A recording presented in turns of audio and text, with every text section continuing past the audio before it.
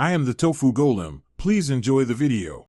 You already have essentials: Python 3, 9 plus pip, and a code editor. First, create and activate a virtual environment so dependencies stay isolated. Once active, install NumPy, Pandas, Matplotlib, scikit-learn, and JupyterLab to cover computation, manipulation, visualization, and modeling. Open JupyterLab and create a new notebook. This immediately gives you an interactive REPL for exploratory analysis. Make sure to save your environment requirements with pip freeze requirements.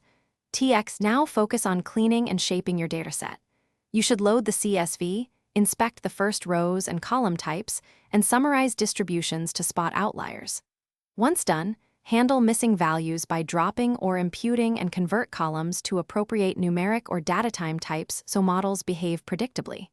Then define features and target, split into train and test sets, and scale numerical features when required.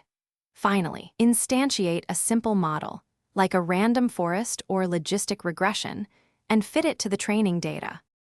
Complete the workflow by evaluating model performance on the held-out test set.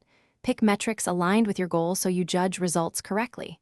Once satisfied, save the trained model and export the final clean dataset and requirements. TXT for reproducibility. Make sure to wrap the inference code in a small script or notebook cell for production testing.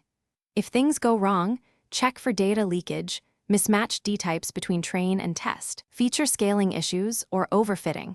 Correct the pipeline and retrain. Thanks for watching. Consider subscribing if we helped you today.